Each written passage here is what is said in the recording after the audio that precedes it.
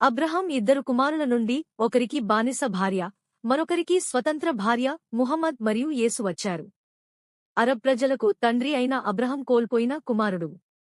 దేవుడు ఒకసారి అబ్రహంకు వాగ్దానం చేశాడు, మీరు అనేక దేశాలకు తండ్రి అవుతారు. అబ్రహం కుమారుడు తన వారసుడు అవుతాడని దేవుడు చెప్పాడు. ఈ వ్యక్తి మీ వారసుడు కాడు, కాని మీ స్వంత మాంసం మరియు రక్తమైన కుమారుడు మీ వారసుడు అవుతాడు. అబ్రహం భార్య సారా గొడ్రాలు. సారా అబ్రహంతో తన సేవకురాలు హాగర్తో పడుకోమని చెప్పింది. అప్పుడు హాగర్ అబ్రహం బిడ్డను కనగలదు, ఇది వారి చుట్టూ ఉన్న అన్యమత తెగల ఆచారం, కాని అది దేవుని ఉద్దేశించిన మార్గం కాదు. అబ్రహం హాగర్తో పడుకున్నప్పుడు ఆమె ఇష్మాయేలు అనే కుమారుడిని కన్నది. ఆ సమయంలో అబ్రహం వయస్సు 86 సంవత్సరాలు. ఇష్మాయేలు అనే పేరుకు హీబ్రూలో ఒక అర్థం ఉంది. అంటే దేవుడు వింటాడు లేదా దేవుడు వింటాడు అని అర్థం. అబ్రహం ఒక కారణం కోసం ఇష్మాయేలు అని పేరు పెట్టాడు. అతను వాగ్దానం చేయబడిన కొడుకు అని అనుకున్నాడు. కాని ఇష్మాయేలు పుట్టిన 13 సంవత్సరాల తర్వాత సారా ఒక అద్భుతాన్ని చేసింది. 90 సంవత్సరాల వయసులో ఆమె ఇస్సాకుకు జన్మనిచ్చింది. అబ్రహం పుట్టక ముందు ముగ్గురు సందర్శకులు అబ్రహం మరియు సారా వద్దకు వచ్చారు. వారిని తరచుగా దేవదూతలుగా లేదా దేవుడిగానే చూస్తారు. సందర్శకులు మరోసారి కొడుకును వాగ్దానం చేశారు. సారా మొదట్లో అవిశ్వాసంతో నవ్వింది.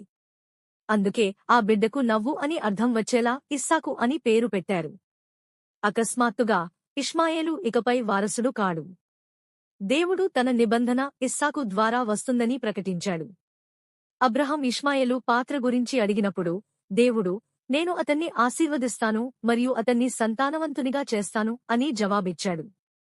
తరువాత ఇస్సాకు పాలు విడిచినప్పుడు ఇష్మాయేలు ఆ బిడ్డను ఎగతాళి చేశాడు. ఆ సమయంలో ఇష్మాయేలుకు దాదాపు 16 సంవత్సరాలు. హాగర్ మరియు ఆమె కొడుకుపై సారా కోపంగా ఉంది. ఆమె అబ్రహంను వారిని పంపించమని చెప్పింది. ఆ దాసిని మరియు ఆమె కొడుకును వదిలించుకోండి, ఎందుకంటే ఆ దాసి స్త్రీ కుమారుడు, నా కుమారుడు ఇస్సాకుతో వారసత్వంలో ఎప్పటికీ పాలుపంచుకోడు. అబ్రహం తన మొదటి కుమారుడిని ప్రేమించాడు, కాని ఇస్సాకులో నీ సంతానం పిలువబడుతుందని దేవుడు చెప్పినప్పుడు అతను సారా మాట విన్నాడు.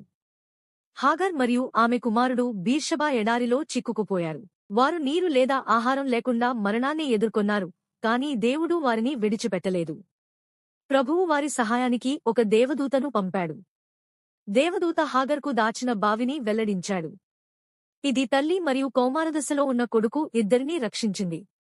మనిషి ద్వారా వధించబడినప్పటికీ దేవుడు వారిని గొప్ప ప్రణాళికల ప్రకారం సంరక్షించాడు. హాగర్ ఇష్మాయేలుకు గొప్ప ప్రణాళికల ప్రకారం వారిని కాపాడాడు.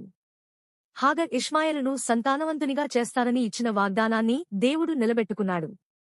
ఇస్సాకు కుమారుడు యాకోబులాగే ఇష్మాయేలు 12 మంది అబ్బాయిలకు జన్మనిచ్చాడు. యాకోబు కుమారులు ఇజ్రాయెల్ యొక్క 12 తెగలకు నాయకత్వం వహించేవాడు.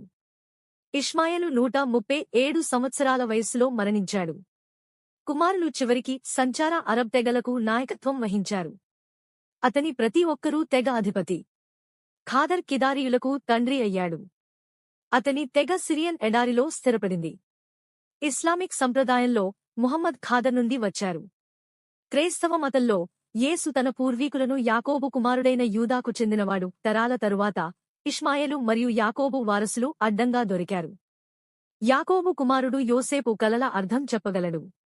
అతను తన సోదరులకు ఒక కల గురించి చెప్పాడు. కలలో వారు చుట్టుముట్టి అతనికి నమస్కరించారు. ఆ సోదరులు చాలా అసూయపడి యోసేపును బానిసగా అమ్మేశారు. ఇష్మాయేలీయులైన వర్తకులు యోసేపును కొని ఐగుప్తుకు తీసుకువచ్చారు. అక్కడ యోసేపు విజయర్ అయ్యాడు. అతను ఫరో తర్వాత 2వ స్థానంలో ఉన్నాడు.